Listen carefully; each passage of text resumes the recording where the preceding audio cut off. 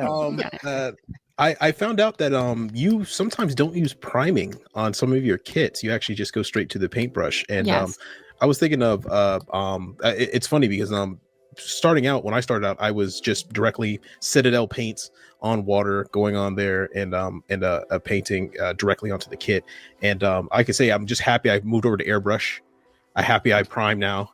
Things look a little bit better. But you've blown everybody out the water, especially with that master grade GBWC winner there that's not primed. That's just straight paint on it. So can you talk about your experience of like paint brushing, like what paint methods, how you walk through it? Yeah, definitely. So a couple things. One, it's one part laziness, and then two, it's one part stubbornness. And whenever somebody says you can't do something, I'm like, you're an idiot. You're totally wrong. I don't know why. That's my first instinct. So painting without priming, people always told me that's crazy, never do it. Painting on polycaps, people told me that's crazy, never do it.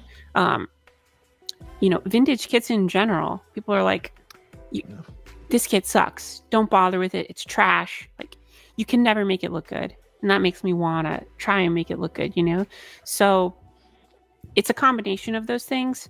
Obviously, if you're trying to do a completely different color scheme and it's a dark color, you have to prime or your color's just never going to pop. Like if you're trying to make a kit that is, a blue plastic or something and you want to paint it red, obviously then you have to prime it. But I think especially for white Gundam parts, oftentimes I find the primer doesn't really do that much. Other than people say it helps the paint adhere. But I think because I use acrylics, the paint is so fragile anyway. Like nothing is helping this stupid acrylic paint adhere. Like if you touch it, it just falls off. Like it does not want to be on the kit. So I haven't noticed enough increased durability with priming to make it worth my while. For me, it's just more about color and making sure you want to get the right color on the kit.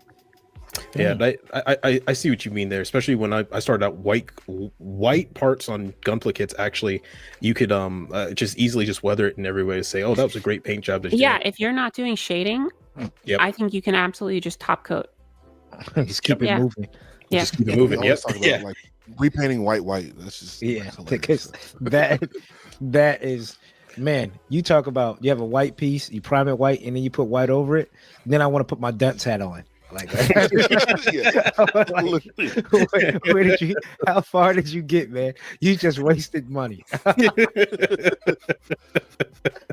So that's when I have skipped some white, some grays, and what you said it. I'm sorry to cut Austin's question off, but acrylics.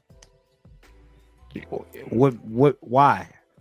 It's the question everybody wants to answer. I'm just really sensitive to smells, especially chemical smells. And I actually tried in the beginning. I was using, before I got the airbrush, I did a bunch of other weird stuff before I got the airbrush. Of course, I tried spray cans. I tried that stupid, I shouldn't say it's stupid because I know some people like it, and if it works for you, that's awesome. The Gundam marker airbrush system. I could not get that thing to work. It drove me crazy. And you're not the only one. Nobody could get it to work. I've yet to ever see anyone successfully paint anything with it. So yeah, but they keep selling them. So I don't know. But hey, the person in the comments, your kit looks good with it. Okay. I know that somebody's going to leave in a comment. Well, I painted my Origins. Yeah, it looks good, man. Not saying it doesn't look good. Please send me a picture of it. I have to see it. Yeah.